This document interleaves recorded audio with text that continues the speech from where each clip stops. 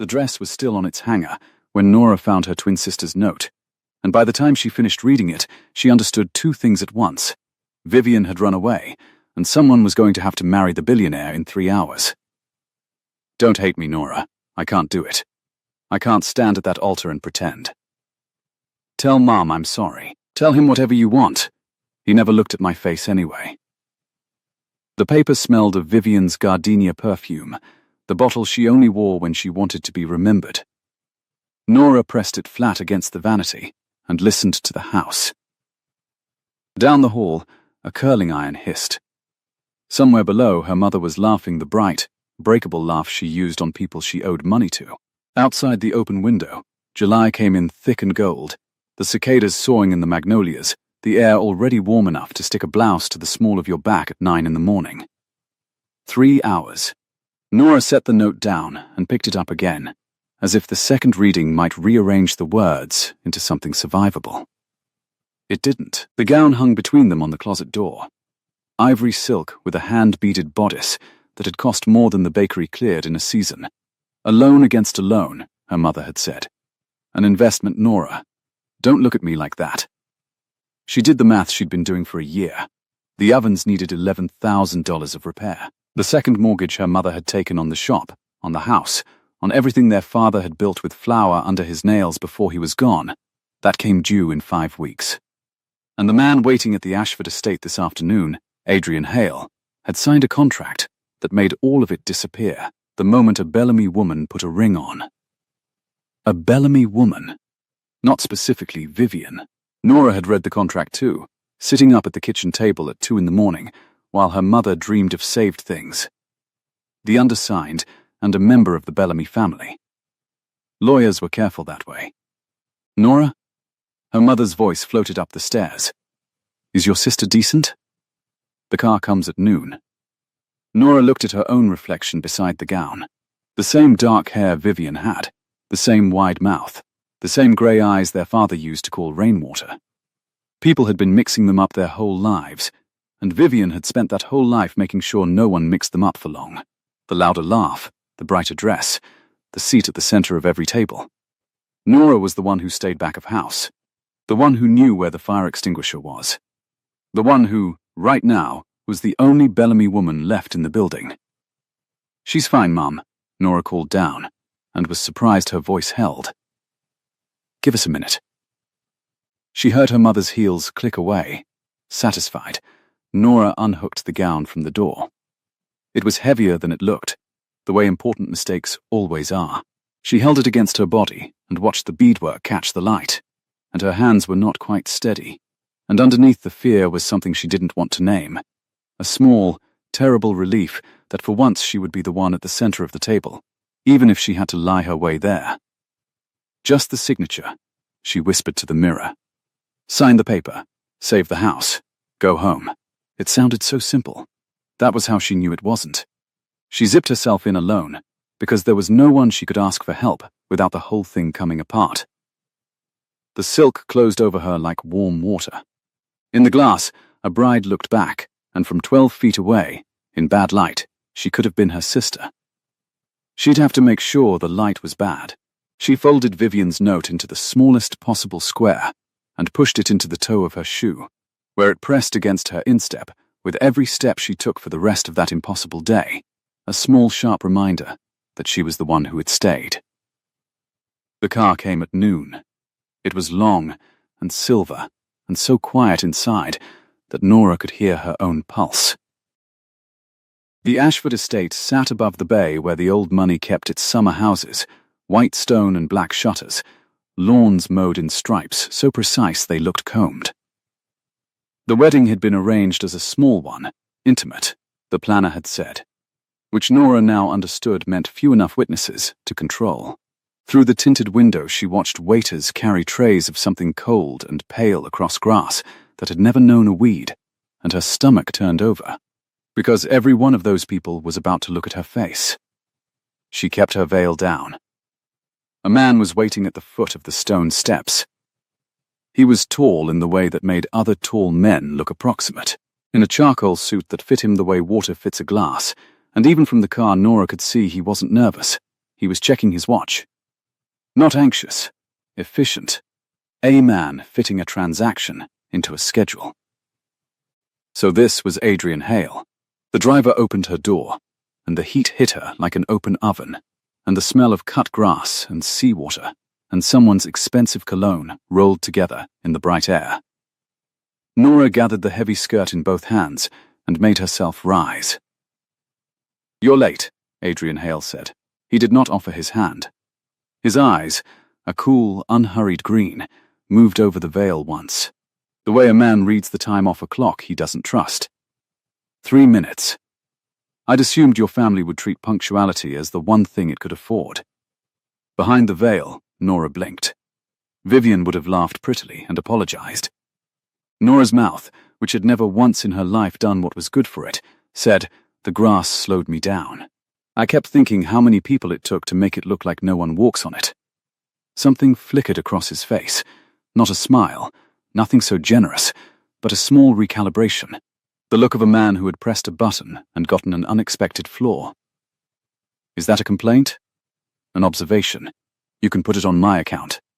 "You don't have an account, Miss Bellamy." He turned toward the steps, expecting her to follow, the way men like him always expected the room to follow.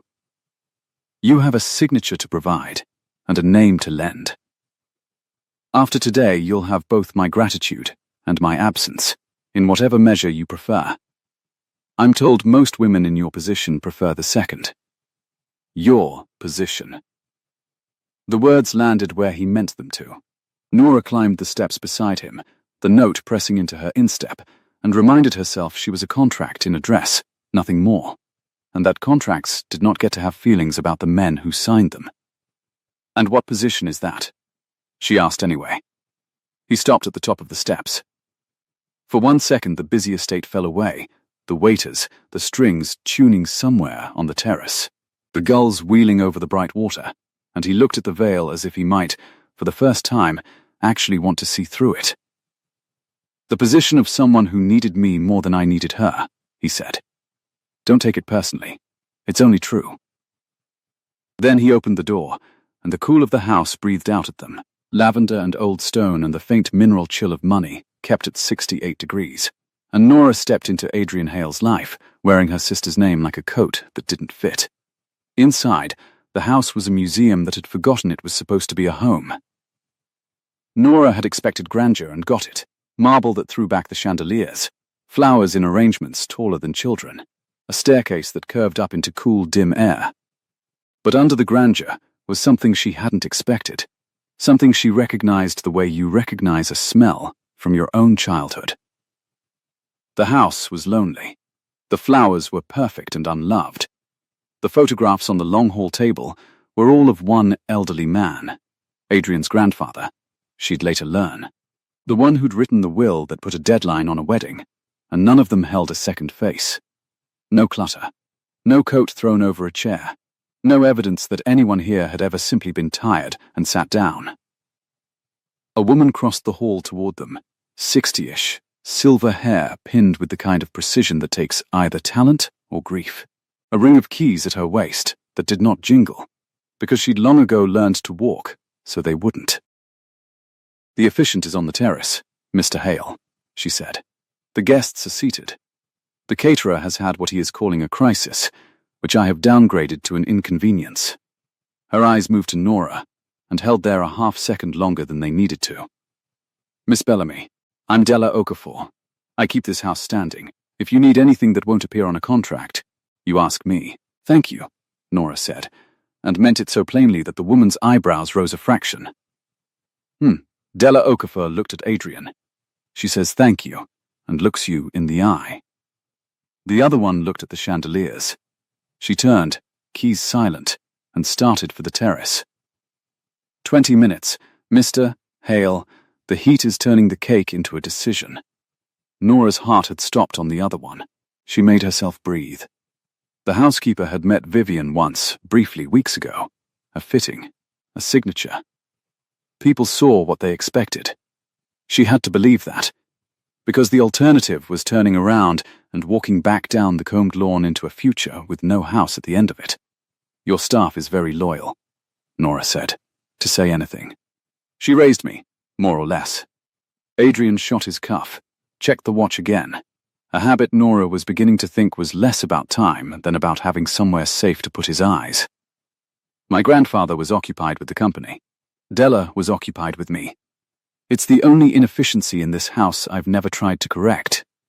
It was, Nora thought, the most human sentence he'd said. She filed it away the way she filed the location of fire extinguishers. "Why are you doing this?" she asked. The question came out softer than she'd planned, there in the cool marble hall with the strings tuning behind the glass. "Not the contract. I read the contract. I mean, a man like you. You could marry anyone. Why a stranger? Why a deadline?" For a moment, she thought he wouldn't answer. He looked at the photographs of the old man, and something passed behind the cool green of his eyes, a current under ice. Because the man who built everything I have decided, at the end, that I'd built nothing worth keeping. His voice didn't change. That was the worst of it, how level he kept it. He left the company to me on the condition that I prove I could commit to something other than it. A wife by my 35th birthday, which is in 9 days, or the whole of Hale Group goes to a board that would sell it for parts before autumn. He thought it would teach me to be a person. A pause. He was a sentimental man who expressed sentiment exclusively through legal documents. I am, as you've noticed, his grandson. That's the loneliest thing I've ever heard, Nora said before she could stop herself. His eyes came back to the veil, sharp now. "It's an arrangement, Miss Bellamy. Save your sympathy. You'll need it for yourself by Christmas." But he didn't move toward the door, and he didn't look away.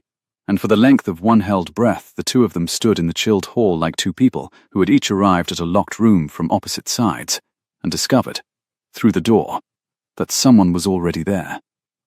Then the strings outside swelled into something with a beginning, and Della Okafor's voice called Mr. Hale, and the moment closed like water. The terrace had been dressed for a wedding that someone with taste and no joy had imagined. White roses lined an aisle of pale stone. 24 guests sat in 24 pale chairs under a long linen canopy that breathed in the bay wind, and the water beyond burned silver blue in the afternoon, and the heat lay over all of it like a hand. Nora's mother sat in the front row, in a hat too large for her face, her gloved hands knotted in her lap, her eyes shining with a hope so total it frightened her younger daughter more than anything Adrian Hale had said. Her mother did not know. That was the thing Nora carried up the aisle, heavier than the silk. Her mother believed the brilliant twin had come to save them. She had no idea the quiet one was walking toward the efficient, with a note folded into her shoe and a lie folded into her chest. The efficient smiled the practiced smile. "Friends, we gather in this beautiful place, on this beautiful day." Briefly. "I hope," Adrian said, low enough that only Nora and the efficient heard, and the efficient's smile tightened into something more honest. Nora almost laughed. She caught it behind the veil and held it, and the holding steadied her. Because if she could find one thing funny, she could survive the next 4 minutes. He's not nervous, she thought. He's bored and grieving, and he's hiding both in a tailored suit, and I'm marrying him under my sister's name, and somewhere out there she's free, and I'm here. And isn't that just the order of things?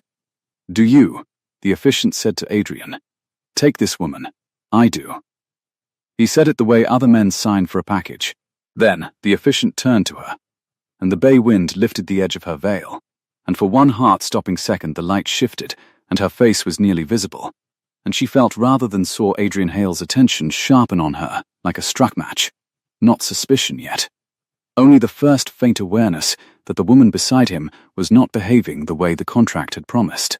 "Do you?" the efficient said. "Take this man. To have and to hold. In this life you are choosing. Choosing. Such a strange word for a thing done at the end of a rope." Nora thought of the ovens, the 5 weeks, her mother's shining eyes, the note in her shoe. She thought absurdly of Adrian Hale saying it's the only inefficiency I've never tried to correct, and how a man who said a thing like that about an old woman with keys was not entirely the iron he wanted the world to see. "I do," Nora said. Her voice came out clear and low and unmistakably hers, not Vivian's pretty lilt. the one their mother could pick out of a crowded room. And in the front row, under the too large hat, she watched her mother go very still. The efficient beamed. "Then, by the power vested, the papers first," Adrian said.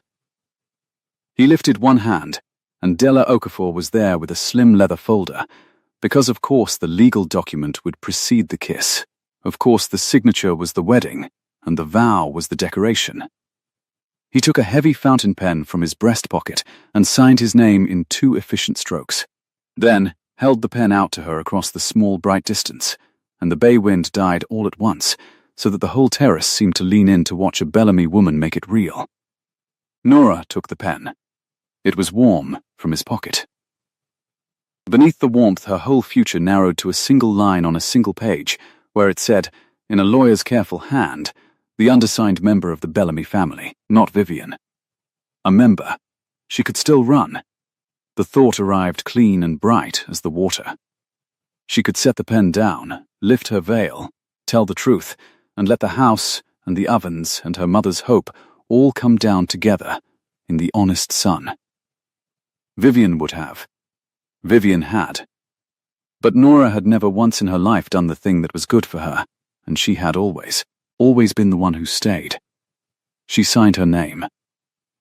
She signed it Bellamy, true and legal, and left the first name a quick, illegible flourish that could have been anything, that could have been her sister's, and the pen scratched once across the heavy paper, and it was done, and the efficient said the words, and Adrian Hale lifted her veil.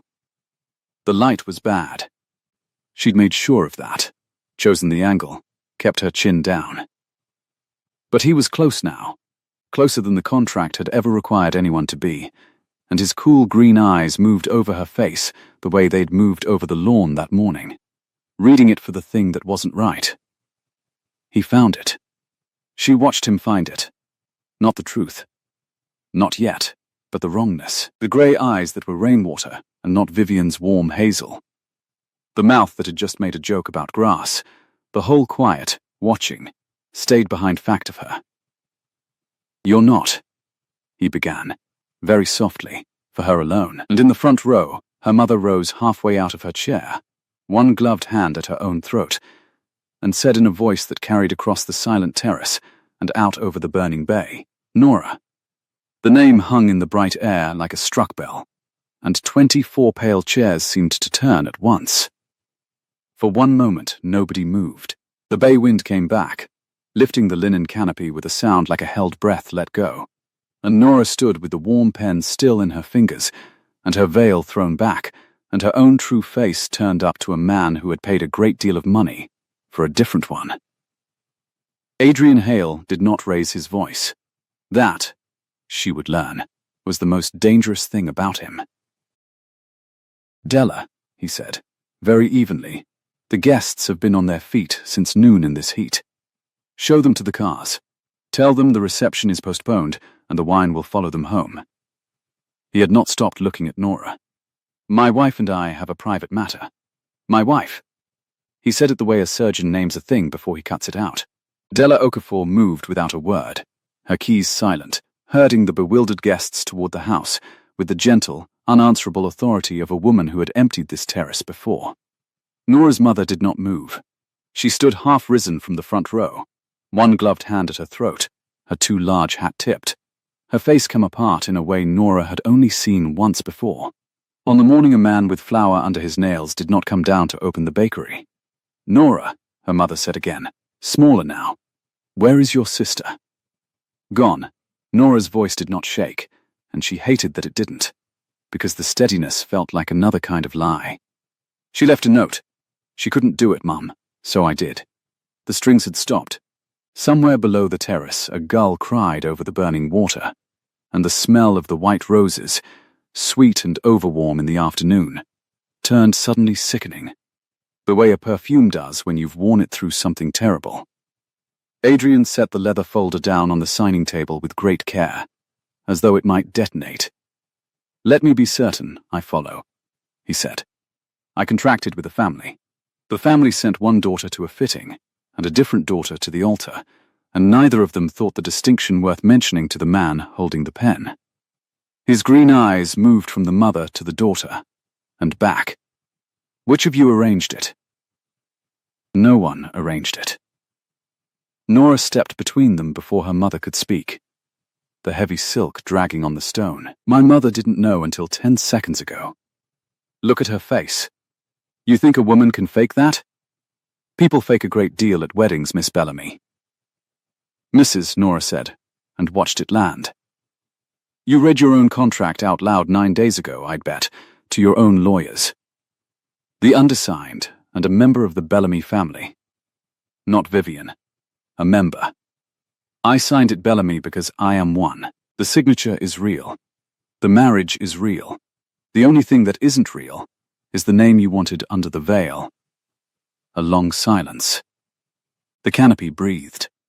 Adrian Hale studied her with an attention so complete it was almost a physical pressure, the way the sun was pressure, and for the second time that day she had the sensation of having pressed a button and produced an unexpected flaw in him. You read the contract, he said. At 2 a.m, at my kitchen table, while she dreamed about being saved. Nora lifted her chin. I know what it pays, and I know what it costs, and I know exactly which Bellamy is standing here. You got a wife by your deadline. You got the company. You just didn't get the pretty one. Behind her, her mother made a sound. Adrian's jaw moved. A small muscle once, Della, he called, not turning. See Mrs. Bellamy to a car as well. The senior Mrs. Bellamy, his eyes stayed on Nora. The younger one and I are going to discuss the inventory. The drawing room he took her to was cold as a wine cellar, and twice as quiet. He shut the door. He did not sit, and he did not offer her a chair, and Nora understood that this was a man who fought standing up. She set the bouquet down on a side table because her hands wanted something to do that wasn't trembling, and the white roses bled their sweetness into the cool air. You have, Adrian said, put me in an interesting position. He crossed to the window, his back to her, his reflection ghosting on the dark glass against the brilliant lawn beyond. If I annul this, I admit publicly that the most controlled man in 3 states was deceived at his own altar by a baker's daughter playing dress-up. The board hears that the day before they vote, and they'll argue I lack the judgment to run a lemonade stand, never mind the company. He turned. If I keep it, I am married to a woman I did not choose, who lied to my face, whose first instinct on being caught was to lecture me about my lawn. My second instinct, Nora said. My first was to be sick. You hide it well. I had a lot of practice today. He almost, the corner of his mouth did a thing it clearly did not do often, a brief unwilling tightening, and then he put it away. Why did you do it? He asked, and the question had lost its edge. It had gone curious, which was worse, because curiosity meant he was no longer treating her as a problem, and had started treating her as a person, and persons were so much harder to be rid of, not the money. I have your mother's mortgage documents in a folder thicker than a Bible. I know to the dollar what you needed. I'm asking why you. Why not let your sister be the one to drown, since she's the one who jumped? Nora looked at the photographs on the mantel. The old man again, the grandfather, alone in every frame, the same stern, unsmiling face, aging backward and forward through the silver. She thought of how a man could fill a house with pictures of one person and still die surrounded by no one. Because someone always has to stay, she said. In a fire, when the bills come, when the man with the clipboard knocks. My sister is the kind of person you remember. I'm the kind who locks up after. She lifted her gaze to his. You wanted a Bellamy who'd take your money and disappear by Christmas. You got one who shows up. I'm sorry the packaging confused you. Adrian Hale was quiet for a long moment. Outside, faint and final, came the sound of car doors and gravel, the wedding dispersing into the gold afternoon like something poured out. 6 months, he said at last. What? You want the house saved. I want a wife who exists long enough to satisfy a board of suspicious men and a will written by a sentimental one. We are both, it seems, in the business of staying. He came toward her, unhurried, and stopped close enough that she could smell the cedar and cold of him under the wilting roses. 6 months. You live here. You wear the ring. You let the world believe whatever it finds convenient. At the end of it, the company is secure, the mortgage is ash, and you go home to your ovens, a wealthy woman, quietly, with my gratitude and my absence, in whatever measure you prefer. A pause. You'll find that's a better offer than the one I made the pretty one. And in between? In between, we are strangers who share an address. He said it like a man closing a ledger. I don't require sympathy, Mrs. Hale. I require the appearance of a marriage. Those are very different goods, and I'd advise you not to confuse them. The last person in this house who confused them is the reason I keep my photographs to one face. It was the second crack she'd seen in him, and he'd shown it to her the way you show a knife, to warn, not to share. But Nora had spent her whole life reading the back of house, the part of the room people thought no one watched, and she heard the grief under the iron the way you hear water behind a wall. 6 months, she said. I have one condition. His eyebrow rose. You're negotiating. My mother doesn't know it isn't real. And she's not going to. She thinks her daughter married a good man and saved her family, and that's the only thing keeping her upright after the year she's had. You leave her that. Nora held his eyes. You can have my name on your paper and my face at your table for 6 months. You don't get to take that from her, too. Something shifted in his face. Not softening, nothing so easy, but a recalibration. The look of a man revising a number he'd thought was fixed. Done, Adrian Hale said. And then, almost to himself, you drive a strange bargain for someone with no leverage. I have all the leverage, Nora said. I'm the only Bellamy left in the building. She didn't sleep that first night in the museum that had forgotten how to be a home. They'd given her a room down the long east hall, the ladies' suite. Della had said with a flat inflection that made plain how long it had stood empty, and the bed was wide and cold, and the sheets smelled of lavender and disuse. And outside the tall windows the summer dark was loud with crickets and the far slap of the bay against the seawall. Nora lay awake and listened to a house breathe around her, and felt the note still folded in the toe of the shoe she'd set by the door. That small, sharp square that had pressed her instep all the way up the aisle. At some point past 2 she gave up and went looking for water. The kitchen was vast and surgical, all steel and stone. The kind of kitchen that had never known a spill it didn't resent. But there was a light on already, low and yellow, and Della Okafor sat at the long center island in a quilted robe, with a cup of something that steamed, and she did not look surprised to see a runaway bride's understudy come padding in barefoot at 2:30. Couldn't sleep, Nora said. No one sleeps the first night. Della pushed a second cup across the stone without being asked. Chamomile, by the smell, with something darker under it, honey and a thread of brandy. I've watched a great deal of insomnia walk through that door. You're the first one to come in by the service stair, though. The other kind goes for the front. Nora wrapped her hands around the warm cup. You knew. On the terrace. Before my mother said anything. You said the other one looked at the chandeliers. I knew at the door this morning. Della sipped, unbothered. The one who came to the fitting touched everything she could reach and priced it with her eyes. You came in and said thank you, and looked for the exits.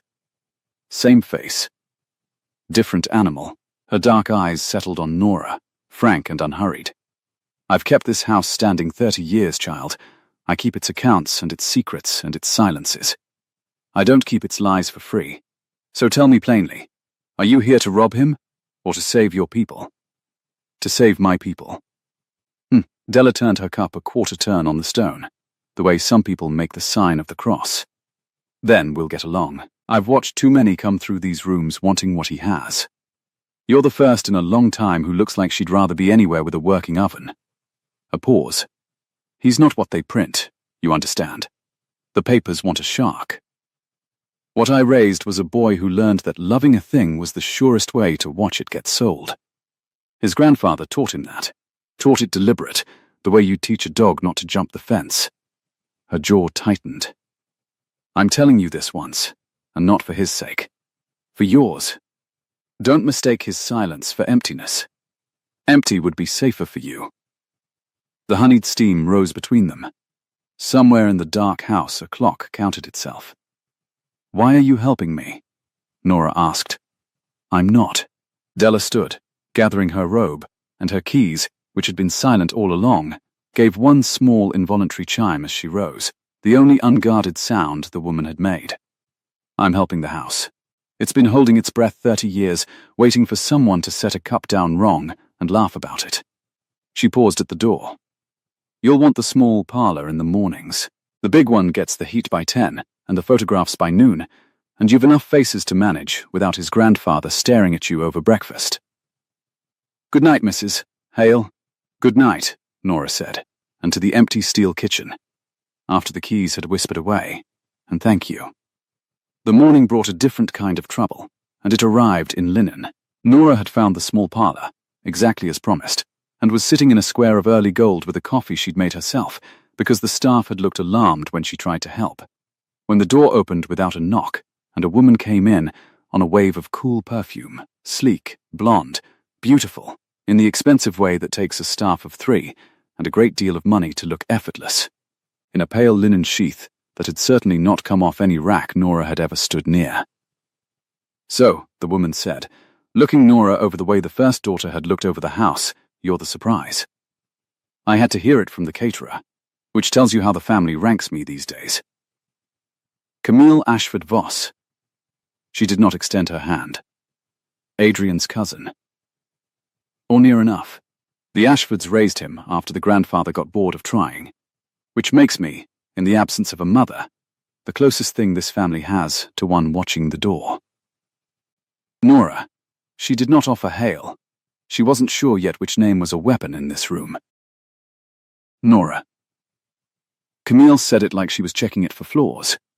She crossed to the window and turned, framing herself in the light with the unconscious skill of a woman photographed since birth. "Let me save us both the dance. Nora, I know what you are. I helped Adrian find the Bellamy girl. Pretty, ambitious, hungry, and crucially, leaving in 6 months with a check and no claims. Clean, controllable, her smile did not reach her eyes. You're none of those things, are you? You came in by the service stair last night. Yes, I heard that too.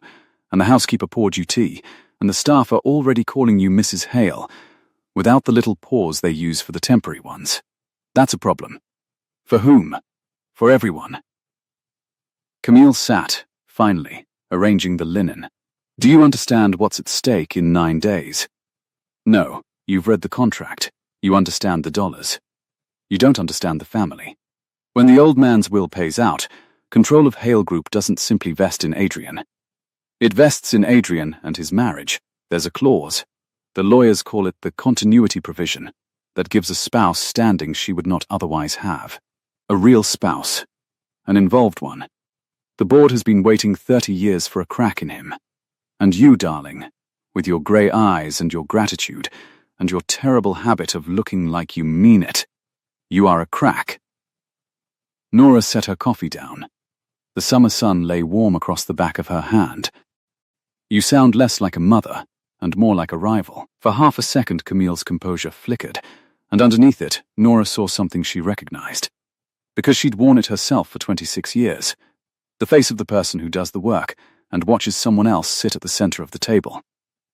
"I have run this family's foundations and galas and reputations for 15 years, Camille said, and her voice had dropped its silk. "I have kept Adrian marriageable through every scandal the tabloids could invent. I earned a seat. And the old man's will, in its wisdom, decided that the seat goes to whatever woman happens to be wearing the ring when the clock runs out." She stood, smoothing the linen with both hands, and the gesture was so like Nora's mother knotting her gloves that something turned over in Nora's chest. "I'm not your enemy, Nora, not yet. I'm telling you how the board thinks so you'll understand what happens next. They will look for the lie, the signature, the sister, the service stair, any thread. And when they find one, they will pull, and the company will come apart, and your mother's little bakery will go down in the wash with everything else." So, the cool smile returned, fixed back into place like a ring resettled on a finger. "Be the wife you signed up to be. Be flawless. And in 6 months, leave exactly as planned. Do that, and we'll never have to find out whether I'm your enemy." She was at the door before Nora found the question worth asking. Camille, Nora kept her voice level, the way she'd watched Adrian keep his. If a real marriage gives the spouse standing, what does it give you if there isn't one?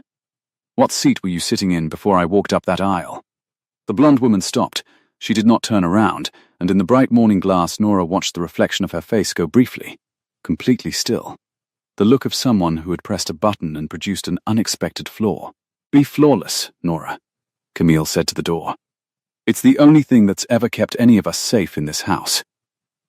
And she was gone, leaving the small parlor full of cool perfume and a question that had no business being that heavy at 9 in the morning. Adrian found her at midday in the long gallery, and the finding was not an accident. She'd gone there to be alone with the one thing in the house that felt honest, a tall window at the end of the gallery that looked straight down the combed lawn to the burning bay, where the heat made the far water shiver and a single white sail leaned against the wind. She had her shoes off. She'd been thinking about ovens. She heard him before she saw him. The particular quiet of a man who'd learned to enter rooms without warning them. You met Camille, he said. Not a question. She introduced herself as your mother, and then negotiated like your rival. It was an efficient use of my morning.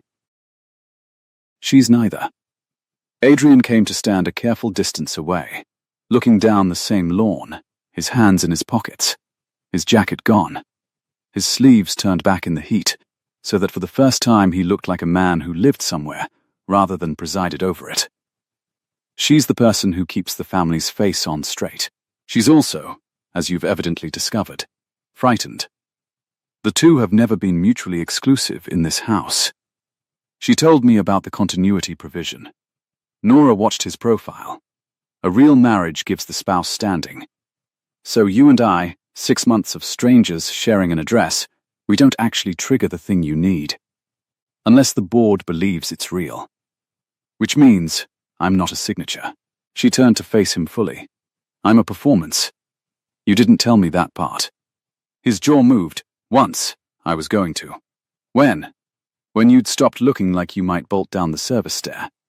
He said it without cruelty, which somehow made it land harder. Yes, the board will examine us. There will be a foundation gala in 6 days, the family's, the season's largest. The one event where every man who'd like to take the company from me will be in one room with a glass in his hand. They'll watch us across that room. They'll watch whether you flinch when I touch your arm, whether I know how you take your coffee, whether when someone insults a baker's daughter to your face, I defend you, or I let it stand. He looked at her then, and the cool green had something raw moving under it. It isn't enough to be married, Mrs. Hale. We have to be unembarrassing. We have to look like two people who chose each other. And I am, as the tabloids will tell you, very bad at looking like I've chosen anything. It was the most he'd said at once, and the most honest, and Nora felt the whole shape of the next 6 months rearrange itself around it. Not a paper to hide behind, but a stage to stand on, lit, watched, with her mother's house in the wings. You take your coffee black, she said. I watched you not drink it twice this morning because someone made it sweet and you were too polite to send it back, which tells me you let small wrongnesses stand to avoid a scene, which is going to be a problem at a gala full of people hunting for the scene. She crossed her arms. I take mine with too much milk. I laugh at my own jokes before I finish them. I will absolutely embarrass you, Adrian, but it'll be on purpose, and it'll look like love. And a board of suspicious men can't tell the difference between a woman who adores you and a woman who's decided to enjoy ruining your composure in public. Lucky for you, today, those are the same woman. For a long moment, Adrian Hale simply looked at her, there in the gallery light with the white sail leaning on the bay behind him. And then he laughed. It was a short, startled, rusty sound, a thing that clearly had not been let out of the house in years, and it changed his whole face. Took 10 years and a grandfather and a will off it, and somewhere down the gallery, unseen, a ring of keys gave one small involuntary chime, because Della Okafor had stopped in the doorway with an armful of linens and gone very still at a sound she had plainly given up hope of hearing. There, Nora said, recovering faster than he did, because her heart had done something complicated, and she did not want him to see it land. Do that on the 6th, and we won't even need the rest of it. I don't. Adrian stopped. Started again, the iron resettling over the surprise, but slower this time. With a gap in it she could see straight through. I don't make a habit of that. I noticed. It's in the file. Right under lets the coffee go cold to avoid a fuss. She made herself look back out the window so he could collect himself with dignity. 6 days. I'll learn your family. You'll learn how I take my coffee. We'll be very convincing, and then we'll be very free. She paused. Deal? Deal, Adrian said. And after a silence in which the bay shivered and the cicadas soared, and the house seemed, for the first time, to breathe a little easier in the heat. Camille was right about one thing, though. They will pull every thread. And there is a thread, Mrs. Hale, that neither you nor your sister put there. He turned, and the gravity was back, and it was real. My grandfather's will named a witness to its execution. A man who has to verify, in writing, that the marriage is genuine before the company transfers. He arrives the morning of the gala. He met your sister, briefly, at the engagement signing. A pause. He shook her hand. He will expect to shake the same one. The white sail tipped on the bay. Far below, a gull dropped toward the water and pulled up empty. And he'll know, Nora said slowly, the way Della knew. At the door. In 10 seconds. He'll know, Adrian agreed. Unless, in 6 days, you can give him a reason not to look that closely. He held her gaze, and for once neither of them reached for a joke to put between them. Welcome to the family, Nora. The clock was always going to be the cruel part. Down the gallery, the keys whispered away. Outside, July pressed its bright hand to the glass. And somewhere out past the burning bay, beyond the leaning sail and the combed green lawn, the real Vivian was free and gone. And Nora stood in her sister's borrowed name with 6 days. A witness, and a man who had just remembered how to laugh, and understood that the dangerous part of staying had not even started yet. The lessons began the next morning, and they were nothing like Nora had imagined. She'd pictured a tutor and a stack of family trees. What she got was Adrian Hale at the kitchen island at 7, sleeves turned back, a legal pad in front of him, on which he had written, in a hand as efficient as his signature, a list of names she was meant to memorize before the gala. The Ashfords are the cousins who raised me, he said. The Vosses married in. Harlan Pruitt is the executor, the witness, the one who arrives the morning of the 6th. The board is 11 men, of whom 9 would prefer I fail, and 2 are merely waiting to see which way the wind sets. He tapped the pad. Read it back. Nora poured herself coffee, too much milk, and did not read it back. You make a terrible teacher. I've never been accused of being one. It's the list. She slid onto the stool across from him, and the July light came in long and gold across the steel and the stone, already warm enough that the butter Della had set out was going soft at the edges. Nobody remembers a list. They remember who hated whom at a christening. Tell me a story about each of them, and I'll have them for life. She nudged the pad back at him. Start with Pruitt. The dangerous one. Adrian looked at her for a moment, recalibrating, the way he had on the steps that first day. Harlan Pruitt shook my grandfather's hand in 1971, and has been suspicious of warmth ever since. He drinks his tea with no sugar, and reads a room the way an auditor reads a column. He will not be charmed. Everyone can be charmed, Nora said. You just have to find the thing they've decided they don't want, and want it for them. She broke a corner off the soft butter with her thumb, and considered the cold kitchen. Can I use this? Use it how?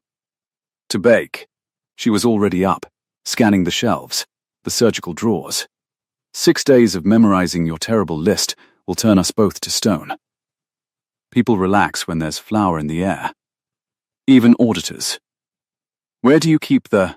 She stopped. You don't bake. Of course you don't. There's a kitchen the size of my whole shop and not one chip out of any of it. There's no occasion. There's never an occasion. She found the flour at last, an unopened sack pushed to the back, like an embarrassment.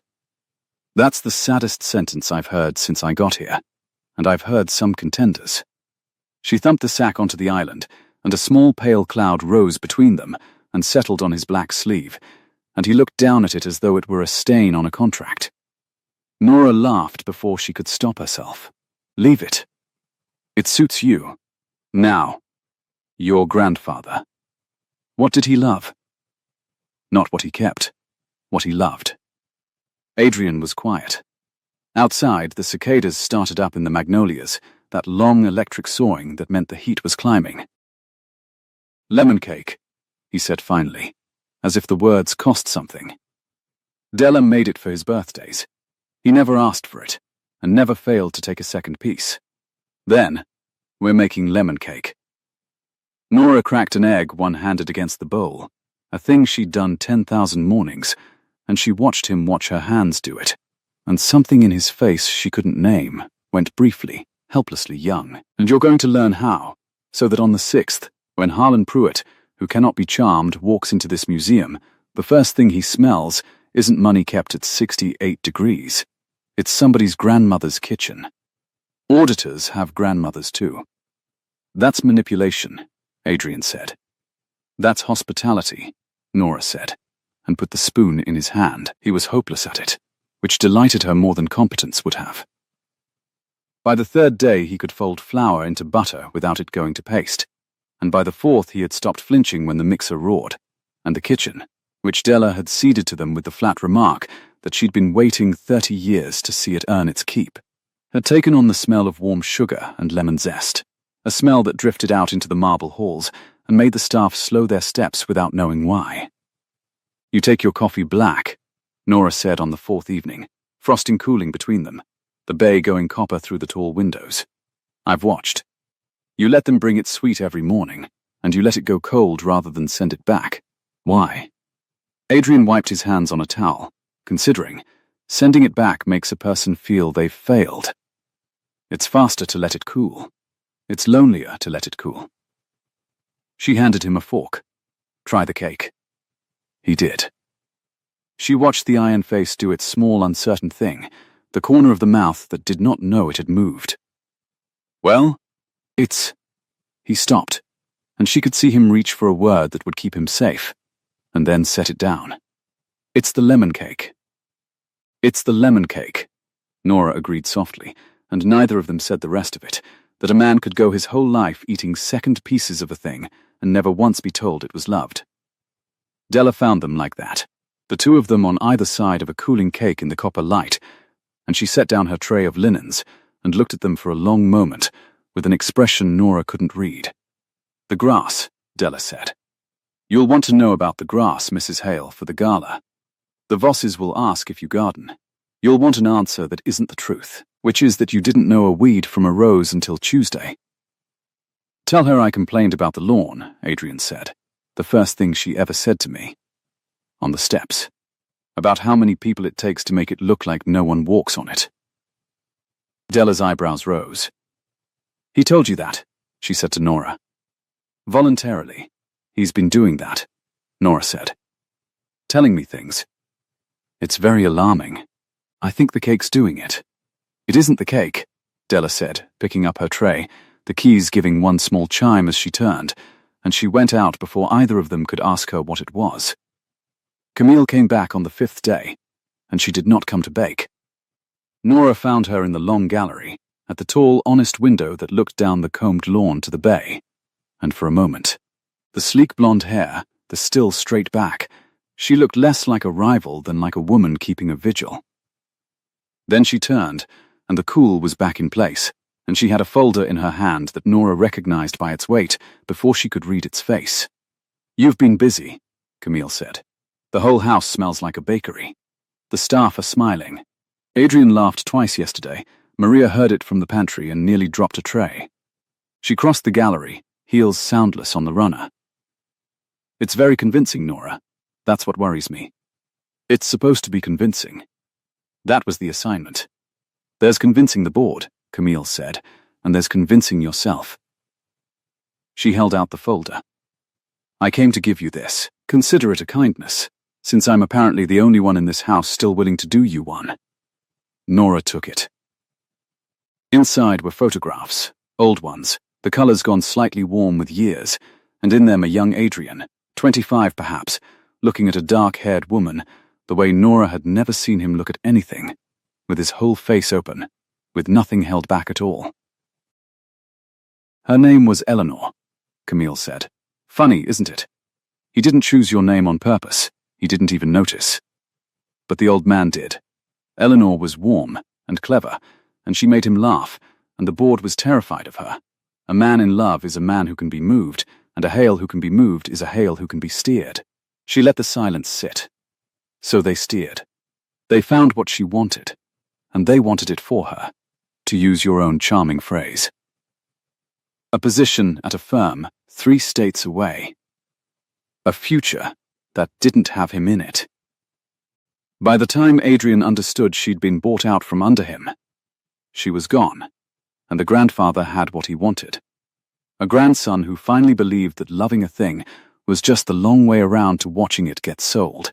The cicadas soared beyond the glass.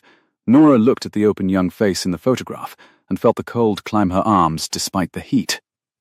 "Why are you telling me this?" "Because you're standing in her shoes and you don't even know it." Camille's voice dropped, and for once it was not silk. "He's starting to look at you the way he looked at her. I can see it. Della can see it. And the moment the board sees it, Nora, you stop being a contract and start being a weakness, and they will do to you exactly what they did to her. They are very good at finding what a person wants." She paused. "What do you want? Have you let yourself find out yet?" "I want my mother's house saved and I want to go home," Nora said. Too fast. Camille smiled, and it was almost gentle, and that was the worst of it. "You answered before you finished the question," she said. She used to do that too. And she left the folder in Nora's hands, and the gallery to its long gold light, and went out the way she'd come, soundless, vigilant, afraid. The thing about a clock, Nora thought that night, lying awake in the lavender dark with the crickets loud beyond the seawall, was that you could hear it best in the hours it had no business running. She had stopped, somewhere in the last 5 days, pretending the warmth was strategy. She had started, and she made herself say it plainly, in the dark, the way she'd been raised to face the books. She had started to want a thing she had been hired to fake. It was almost a relief then, when the knock came at the service door downstairs at 11:30, and gave her something to be afraid of that wasn't herself. She went down barefoot, the way she had the first night, expecting Della and the chamomile. The kitchen was dark. The knock came again, low and quick, 3 taps and a pause, and one more, and under the door, where the night air slid cool across her feet, came a smell she would have known in a coma. Gardenia. Nora opened the door, and her sister stood on the service stair in the summer dark, a travel bag over her shoulder, and her hair come loose from its pins, and the two of them looked at each other across the threshold. The same wide mouth, the same grey eyes, the same face the world had spent 26 years mixing up. "Don't be angry," Vivian said. It was the first thing she'd said to her in 6 days, and it was the same thing the note had said. "Please, Nora, just let me in. I've been on 3 buses. I didn't have anywhere," her voice cracked. "Mum told me. She called me, sobbing, said you'd married him, said you'd done it under my name, and I thought she'd lost her mind, and then I saw it. The announcement. Mr. and Mrs. Adrian Hale." She laughed, a wet, frightened sound. "You, in the silk. Standing where I ran from." Nora stepped back and let her in, because what else did you do with a sister on a stair? And the gardenia came in with her, and filled the cold kitchen, and it was the smell of every time Vivian had wanted to be remembered. "Why did you come back?" Nora asked. Vivian set down the bag. In the thin light from the window her face was her own, and Nora's at once. Exhausted, lovely, ashamed. "Because I made a mistake," she said. "I ran because I was scared of marrying a man who looked through me. But Nora, he doesn't look through you." She reached out, took her sister's flower-dry hands in her own. Mum told me how he laughs now. The whole town's already heard. And I keep thinking, what if it was never the man I was running from? What if I just ran before the good part? Her grip tightened. I came back to fix it. I came back to take my place. The clock counted itself in the dark, and somewhere far off the bay slapped the seawall, and Nora stood with her runaway sister's hands around her own, and felt the floor of the last 6 days tilt under her like the deck of a boat. "You can't take your place," Nora said. "There isn't a place to take. I signed the paper. The marriage is legal. It's mine." "For 6 months," Vivian said. "For a check, Nora. That's all it was supposed to be. You told Mum yourself. A check, and you come home." She let go of Nora's hands and moved into the kitchen, restless, her eyes pricing the dark steel the way Della had said they would. "Listen to me. There's a man coming tomorrow, the witness," Mum said. "The one who has to swear the marriage is real before it all transfers. He met me.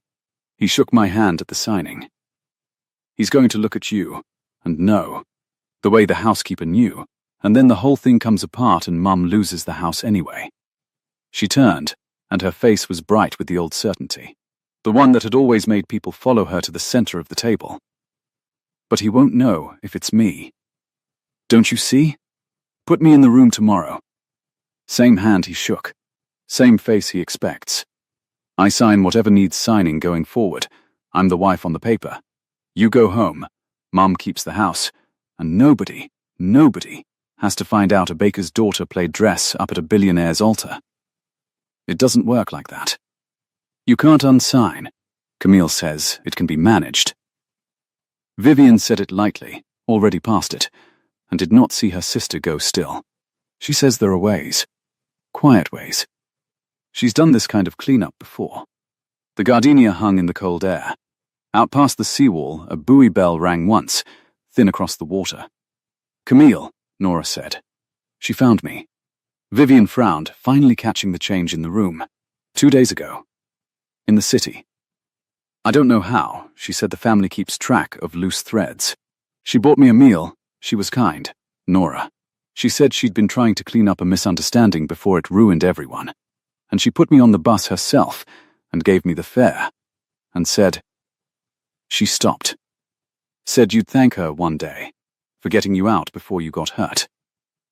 Nora set one hand flat on the cold island, the way Adrian set the folder down when it might detonate, and made herself breathe through the thing rising in her chest, which was not anger, not yet, but the close cousin of it, the slow understanding of having been handled.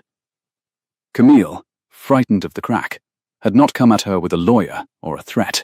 She had simply found the one tool in the world that could pry Nora out clean and put a controllable bride back in the frame, and she had wrapped it in a meal and a bus fare, and I'm the only one still willing to do you a kindness. "She didn't bring you back for me," Nora said quietly. "She brought you back for the seat." She found Adrian in the gallery. It was past midnight, and he was at the honest window in his shirt sleeves with the lamps off, the lawn silver under a high summer moon, and he turned when he heard her, and whatever he saw in her face brought him across the room before she'd said a word. "What's happened?" "My sister's in the kitchen," Nora said. "Vivian. She came back 2 hours ago. Camille found her in the city, fed her a story and a bus fare, and sent her here to take my place in front of Pruitt tomorrow." Same hand he shook. "Clean swap. I go home. Vivian stays. The company transfers. Everyone's safe and nobody's embarrassing." She heard her own voice flatten into his register, and hated it, and couldn't stop. "It's a good plan, actually. It solves your witness. It solves your continuity provision. You'd have a wife who leaves no thread. Instead of one, the boards already started circling. You should be relieved." Adrian did not move. The moon lay across half his face, and left the rest in the dark. "You think I knew," he said. "I think Camille runs the family's faces," Nora said, "and you told me yourself she's frightened, and a frightened woman who can manage quiet cleanups doesn't do them without the man whose company it is. So tell me, Adrian, did you know your cousin went looking for the bride who fit?" Her voice broke on it, and she despised the break, because it told him everything the words were trying to hide.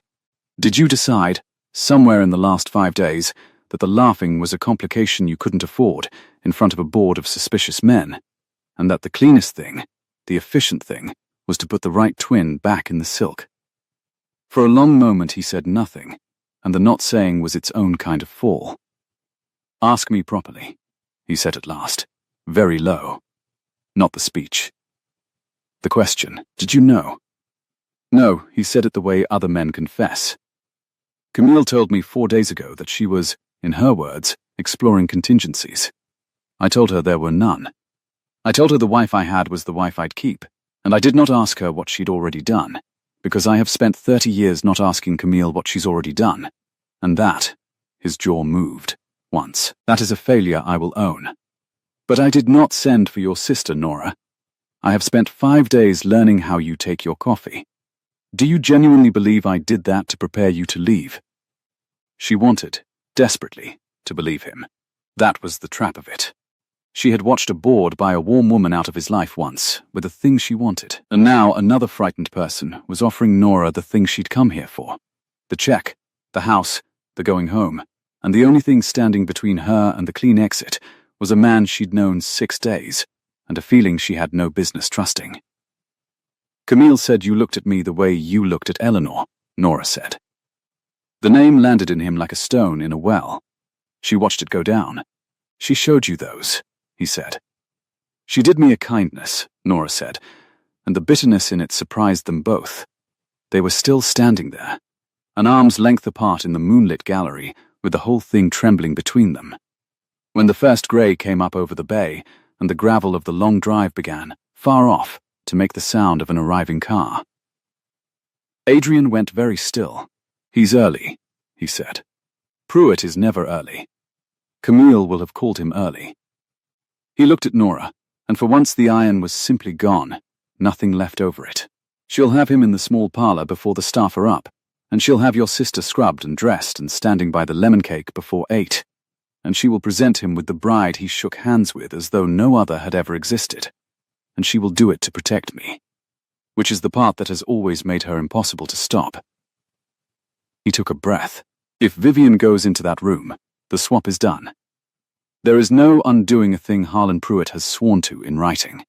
You will have your check by noon and your home by Friday, and you will never have to lie to anyone again. And you'll have the wife who fits. I'll have the wife who fits," he agreed, and the flatness of it was so exact, so much her own, from a minute ago, that she understood he was handing it back to her on purpose, laying the clean exit out in the grey light, all of it, the house and the money and the going home, and stepping back from it so she could see there was no hand on her shoulder pushing her toward any of it. Down the hall, a door opened. Gardenia came up the stair on the cool dawn draught, and under it, faint, the sweetness of lemon cake gone over, and the keys somewhere chimed once as Della moved through the waking house, and Camille's voice, pitched low and certain, said a name to the early light, Mrs. Hale, to a woman who was not yet in the room.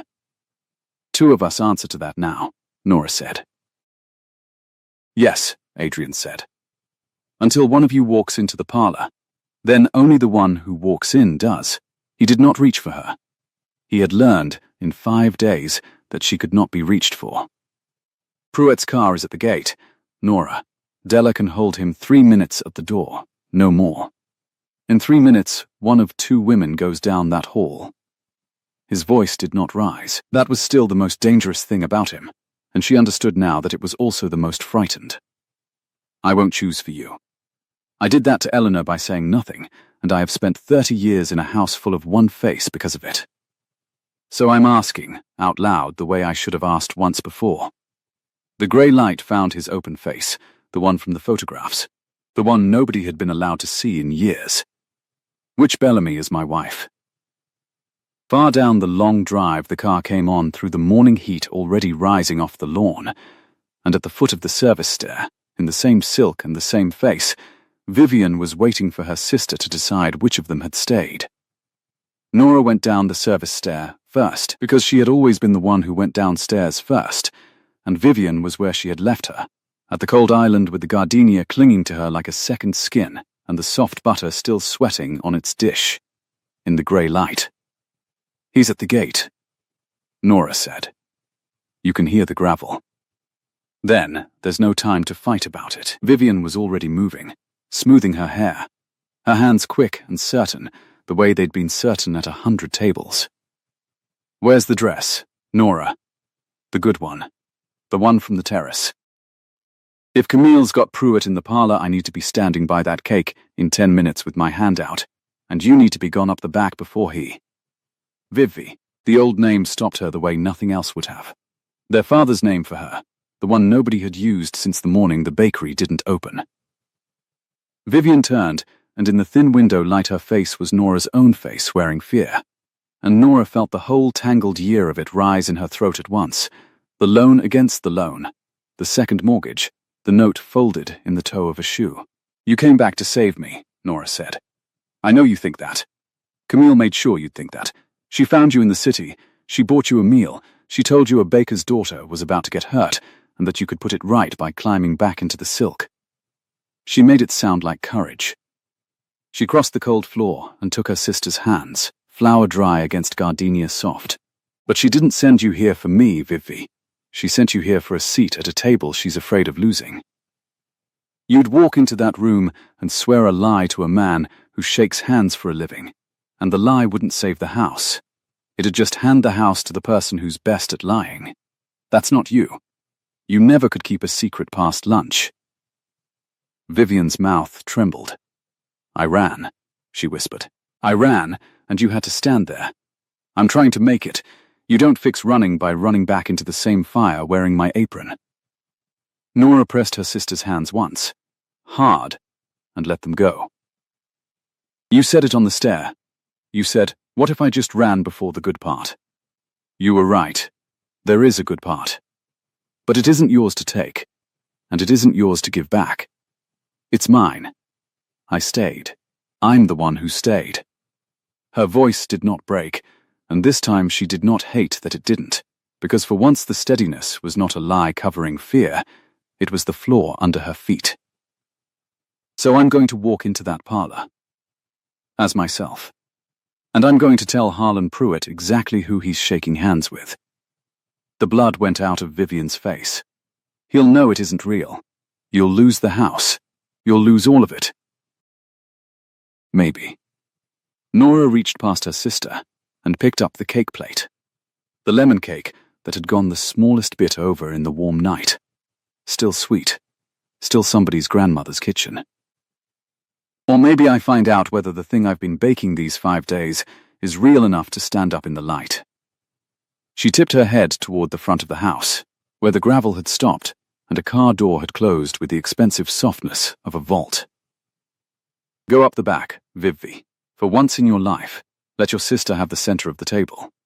Della was at the front door, and she had been at the front door, Nora understood at a glance, for exactly as long as it took to be an immovable object in a silk-collared dress. Mr. Pruitt, Della was saying, with the warm, slow courtesy of a woman who had emptied a wedding terrace and could certainly fill a doorway. The house is hardly awake. If you'll allow me to bring coffee through to the morning room, the family will be down directly. We don't receive guests in the dark like a bank. I am precisely a bank.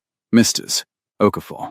The voice belonged to a narrow man in a grey suit, pressed to a knife's edge, a leather portfolio under one arm, his eyes already moving past Della into the cool marble dim, pricing it, auditing it. Harlan Pruitt. I have verified 11 of these arrangements for the late Mr. Hale. I find the truth of a marriage is best taken before the household has had time to arrange its face. His gaze found the long hall, the tall flowers, the staircase curving up into the dark. Mrs. Camille telephoned at 5. She seemed eager that I come early. She would, Della said, with a flatness that could have planed wood. She's an early riser. Comes from never sleeping easy. And as she stepped back to let him in, her dark eyes caught Nora's across the marble. Nora coming up the hall barefoot in last night's clothes, with a cake plate held against her like a shield, and one eyebrow rose a precise 1/4 inch, and her keys, silent always, gave one small involuntary chime, as if even the iron in her had been startled into honesty. Though I'll say this for the hour, sir. You've arrived just in time to find out which story this house is telling. It only ever tells one at a time. and it does so prefer to surprise me. I don't follow. No, Della agreed, gentle as a closing drawer. You don't. The morning room is through here. Mind the threshold, the marble's slick, where the staff have given up on the rest of us walking on it. The small parlour smelled of cut roses going past their best, and of a perfume Nora had learned to read like weather. Camille stood at the tall window with the dawn behind her, framed exactly as she always framed herself, and at her shoulder, in the chair angled to catch the light most kindly, a young woman in pale silk sat with her hands folded, and her chin down, and her dark hair pinned, and a slice of lemon cake on a porcelain plate before her like a stage prop. Vivian, who had not gone up the back stair. Vivian, whose face came up at the sound of the door with the bright cornered terror of a person who has been told exactly where to sit. Nora stopped on the threshold. Camille saw her, and something flickered across the lovely composed face. Calculation. Recalibration. The look of a woman watching the wrong card turn over. And then, it was gone, smoothed, fixed back into place like a ring resettled. Harlan, Camille said warmly, turning her whole body to the executor and away from the door. Thank you for indulging an early hour. May I present? I'll present myself, Nora said. The room went still. Pruitt turned. His auditor's eyes moved from the seated woman in silk to the barefoot woman in the doorway with a cake plate against her chest and back, and Nora watched him do the arithmetic that Della had done at the door, and Camille had done across a terrace. Same face, different animal. And she watched the small frown gather between his brows that meant the column had stopped adding up. Mr. Pruitt. Nora came into the room and set the cake plate down on the side table, beside the wilting roses, with the great care of a woman setting down something that might detonate, because she had learned that gesture in this house and meant to use it. My name is Nora Bellamy. I married Adrian Hale 6 days ago. You shook my sister's hand at the engagement signing. That's Vivian, in the chair, the one you were brought here to mistake for me. They want you to swear to a wife you met once for 10 seconds at a table. I'd rather you swore to the one who's actually living here, even if it costs me the thing I came for. Nora. Camille's voice cut in, light, amused, the silk drawn tight over the blade. Forgive her, Harlan. She's overwrought. The wedding was a great strain. The family complications, you understand. Vivian, darling, tell Mr. Pruitt. Don't. Vivian stood. The cake plate tipped and she caught it, and lemon crumbs scattered across the pale silk of a dress that wasn't hers, and her hands were shaking. Don't make me, Camille. I can't.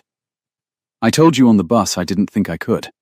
She turned to Pruitt, and her chin came up, and for one moment the louder twin and the quieter one wore exactly the same expression. She's telling the truth. I ran from the wedding. My sister stayed. I came back because this woman, a thin finger at Camille, told me I could fix it by lying to you, and I believed her for about 3 buses. And then I sat in that chair just now and watched my sister walk in and tell the truth with her whole house on the line, and I couldn't add my lie on top of hers. So there it is. I'm Vivian. That's Nora. You shook the hand of the one who left. The dawn came up over the bay outside the tall window, and a gull cried once over the burning water, and Harlan Pruitt, who could not be charmed, set his leather portfolio down on the table beside the cake, very slowly. Well, Pruitt said. He drew a breath through his narrow nose, and the grey suit seemed to settle further into its creases. I have verified 11 of these. I have never once had the bride correct me before I'd taken off my coat. He looked at Nora, and the auditor's eyes had not warmed, but they had sharpened, which she was beginning to understand was Pruitt's version of warmth, attention paid where before there had only been process. You understand what you've done, Miss Bellamy. The will's continuity provision requires that I attest to a genuine marriage. You have just informed me, voluntarily, that the marriage was contracted under a false name, brokered for money, with one sister substituted for another at the altar. By any reading I have ever given that document, the arrangement is void. The company reverts to the board at noon. He paused. Mrs. Camille telephoned at 5 precisely to ensure I would arrive in time to certify the version that survives. Why on earth would you hand me the version that doesn't? Because I'm tired of being the version nobody's supposed to notice, Nora said. The words came out plain and unrehearsed, the way her mouth had always done the thing that wasn't good for her. Camille found my sister and oiled her up with a kind word and a bus fare. Because Camille is frightened, she has run this family's face for 15 years, and the old man's will handed her seat to whatever woman wears the ring when the clock runs out, and she'd rather it be a woman she can manage than one she can't. She's not wrong to be frightened. I am very hard to manage. I came in by the service stair and I said thank you to the staff, and I taught the most controlled man in 3 states to fold flour into butter, and none of that was in anyone's plan. She looked at the wilting roses, then at Pruitt. You drink your tea with no sugar. You read a room like a column. You came at dawn to catch the truth before the house arranged its face, so I'm not going to arrange it. I'm going to hand it to you straight and let you do what you do. For a moment, no one breathed. Then Camille laughed, low and lovely and entirely without joy. How noble, she said. How perfectly, ruinously noble. You'll throw the house away, your mother's house, the bakery, the ovens you cry about in your sleep, to make a point about being noticed? She turned to Pruitt, and the silk was gone now, the blade bare. Harlan, you've known this family 30 years. You know what's at stake. 9 men on that board would sell Hale Group for parts before the leaves turn. The old man built it brick by brick, and he is not yet cold in his judgment of the boy he raised to mistrust his own heart. I have spent 15 years keeping Adrian marriageable, keeping this family upright through every scandal the papers could dream. And I will not stand here and let a sentimental baker hand it all to the wolves because she fell in love with the cake she was baking. Certify the marriage you came to certify. Vivian shook your hand. Vivian is willing. Be sensible. She's not willing, Vivian said quietly. I just told you I'm not. Be quiet, Vivian. That's enough. The voice came from the doorway, and it did not rise, and that was still the most dangerous thing about him. Adrian stood at the threshold in his shirt sleeves, hair still rough from a night that hadn't held any rest, and Nora watched the room reorganize itself around him the way rooms did. The staff in the hall going still, Pruitt straightening, Camille's chin lifting toward the man she had spent 15 years protecting and steering in equal measure. Adrian, Camille said, and there was something underneath the silk now that Nora had heard once before, at a window, keeping vigil. Thank goodness. Tell him. Tell Harlan to be sensible. I did this for you. Everything I have ever done in this house. I did so that no one could ever do to you again what they did when they bought Eleanor out from under me with a job 3 states away, Adrian said. Yes, I know. I've known for 30 years, Camille. I have lived in a house full of one face because of it. He came into the parlor, unhurried, and he did not look at Pruitt or at Camille. He looked at Nora, barefoot beside the wilting roses with a cake she'd baked at dawn. And I let you do it. That's the part no one says. The board steered, and the grandfather steered, and you steered, and I stood very still and let myself be steered. Because being steered is easier than wanting something out loud where the wolves can hear you. I have been easy to manage my whole life, Camille. That was the only thing I ever truly excelled at. Adrian, I'm not finished. He said it gently, and Nora, counting even now, some baker's daughter part of her always counting the ledger, heard the line land like a struck bell, and knew it could not be spent again. 4 days ago you told me you were exploring contingencies. I told you there were none. I didn't ask what you'd already done, because I have spent my life not asking you that, and a man who won't ask the question is a man who's chosen the answer. So this is me asking it, in front of the witness, out loud where the wolves can hear. Did you find Vivian in the city and put her on a bus to take my wife's place? The dawn lay across Camille's face, and Nora watched the lovely composure come apart the way her mother's had on the terrace, the way it does when the thing you built to protect someone is finally seen for the cage it became. Yes, Camille said. Her voice cracked on the single word. Yes, because I watched you laugh in that gallery.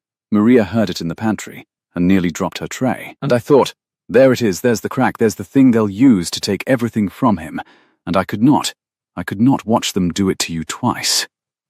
She pressed the back of one manicured hand to her mouth.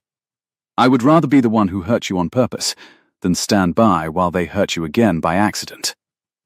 At least the first one I can control. The silence after that was a different shape than the silences before it. That, Adrian said at last, very low, is the loneliest thing I've ever heard. And I have a great deal of competition for that title in this family. He crossed to his cousin, and for a moment Nora thought he would do the iron thing, the cold thing, the thing the tabloids printed. Instead, he stopped in front of her and said, "You never had a seat, Camille. You had a job you turned into a wall and lived behind. The old man did that to you too. He did it to all of us. He taught a whole house that loving a thing was the long way around to watching it get sold, and then he wrote a will that made us audition for the right to love each other. He drew a breath. I'm not going to do it anymore. Not to you. Not to her. The wall comes down today, and I'd rather you were on this side of it when it does."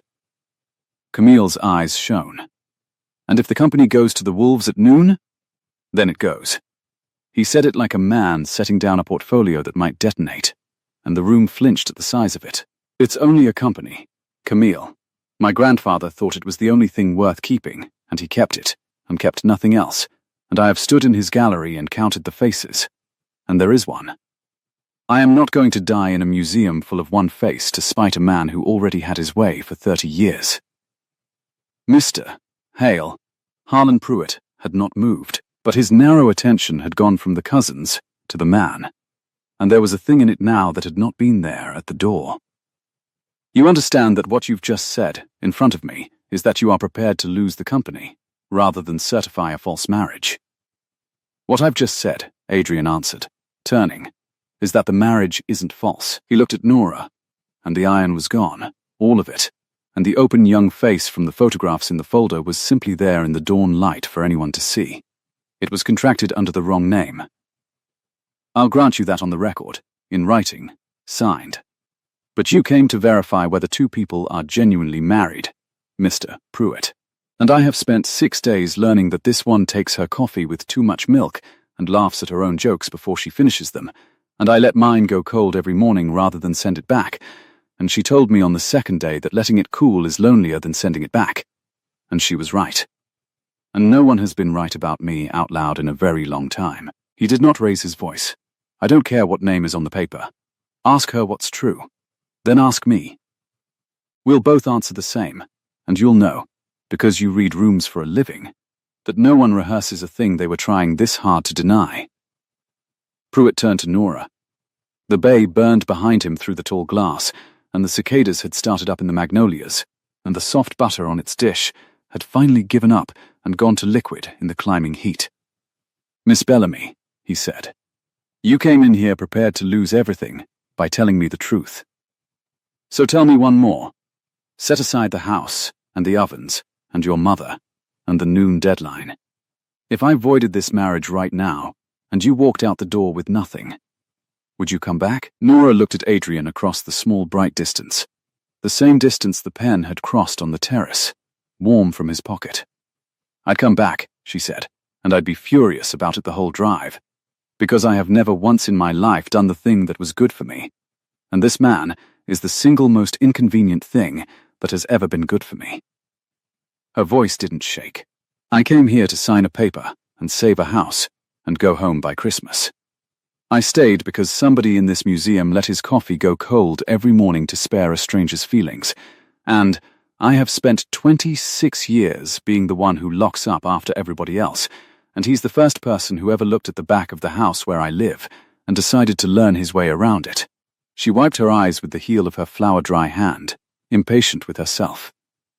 So yes, Mr. Pruitt, I'd come back. I'd bake him a lemon cake and complain about his lawn, and I'd come back.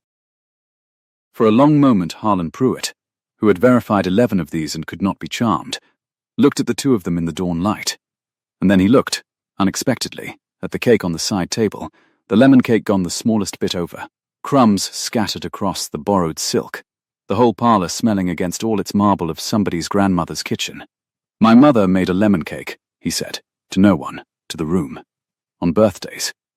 She never asked if we wanted it, and never failed to cut a second slice. He picked up his portfolio. 40 years I've smelled money kept at 68 degrees in these houses. I walked in this morning expecting it. He unscrewed the cap of a heavy fountain pen, and the small sound of it was very loud. I find I was prepared to verify a beautiful lie sitting in a chair, and instead I have a barefoot woman who threw away her own house to hand me the truth, and a man who will lose a company before he'll lie about his wife. He looked at Camille, not unkindly. Mrs. Voss, the old man was my friend for 50 years, and he was wrong about exactly one thing, and it was the thing he was most certain of. He thought you could write love into a contract. You can only ever write down what people choose. He bent over the document. I'm certifying the marriage is genuine. The names will be corrected on the record. The company transfers at noon. It was Vivian who started crying first, in the chair, in the dress that wasn't hers. And then the front door opened on a wave of July heat and a clatter of heels, and Nora's mother came in under a hat too large for her face, with Maria from the pantry trailing helplessly behind, having clearly outrun every attempt to keep her in a car. Nora.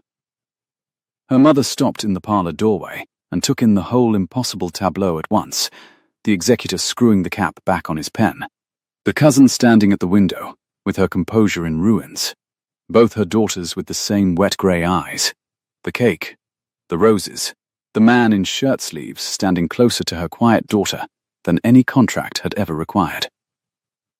I couldn't stay home. I telephoned Vivian, and then I couldn't stay in that house another minute not knowing. Somebody tell me what's happened. Somebody tell me the truth. I am so tired of everyone protecting me with lies, Mum.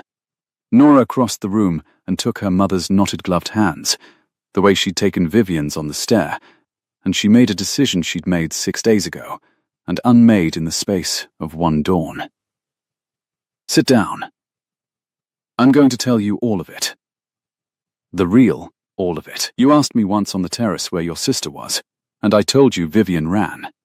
I didn't tell you the rest. She drew a breath. I married him under her name, Mum. I read the contract at 2 a.m, and I knew it said a member of the Bellamy family, and I signed it true. I did it for the ovens and the mortgage and your face when you laughed that breakable laugh. And then I stayed. And I fell into something I wasn't supposed to fall into, and an hour ago I walked into this room and told a stranger the truth knowing it might cost us the house. It didn't. But it could have. And I'm done letting you stay upright on a lie I built. You deserve to stand on what's real, even if it's harder to stand on. Her mother looked from one daughter to the other, the bright daughter weeping in a borrowed dress, and the quiet one holding her hands, and something moved across her face that was not the breakable brightness at all. Something older, and steadier, and ashamed. I knew, her mother whispered. On the terrace. The second you said I do in your own voice, I knew. And I said your name out loud like a fool because I couldn't. Nora, I have spent a year letting you carry this family on your back because you never once let it show how heavy it was. I took the loan. I took the second loan. I let 2 girls believe it was their job to save me. She pressed Nora's hands to her own cheek. I'm sorry.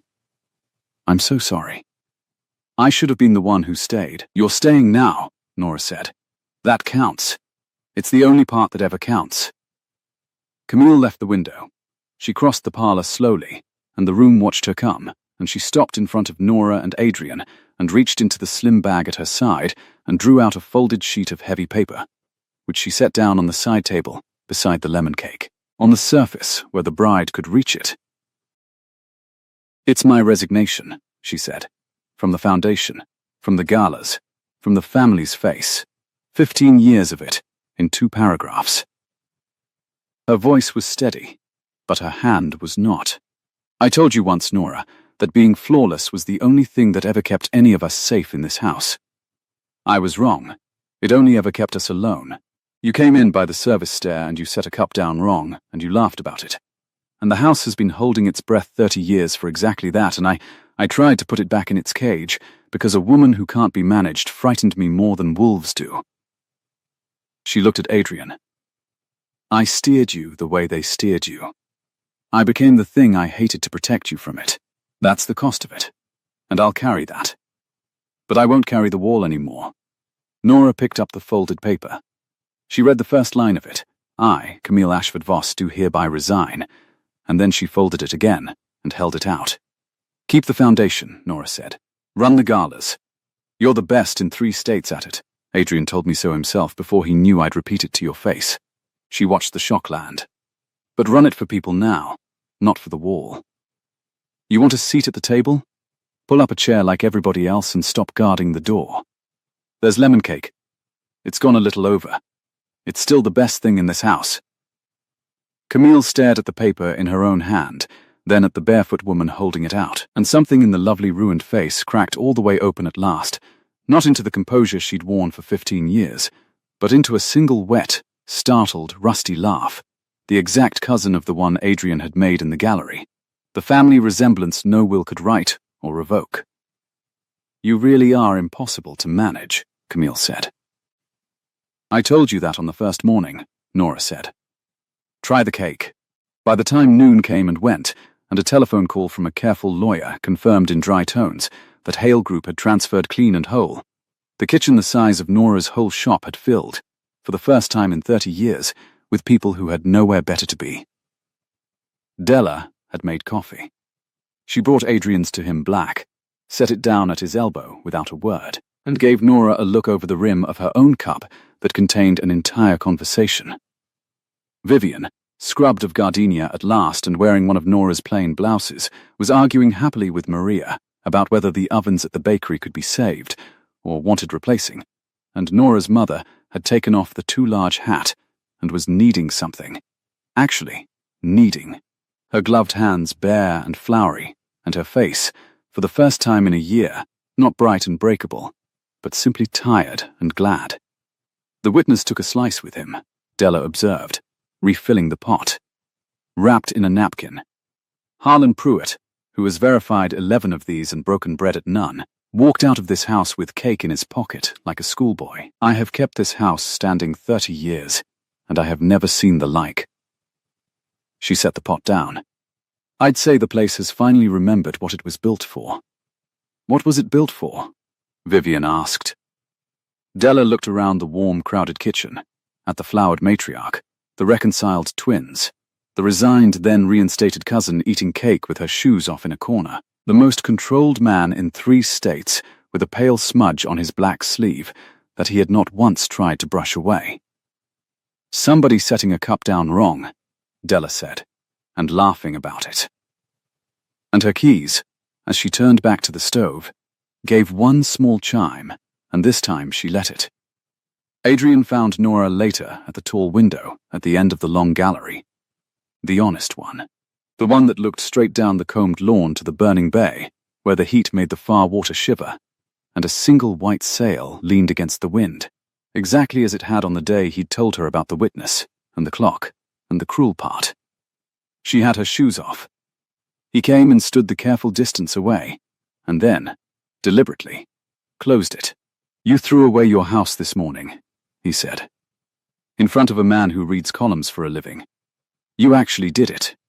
I did. Nora kept her eyes on the sail. It was the single stupidest, most expensive thing I have ever almost done, and I'd do it again, and I'm choosing not to examine why too closely, because I think I already know, and it's terrifying.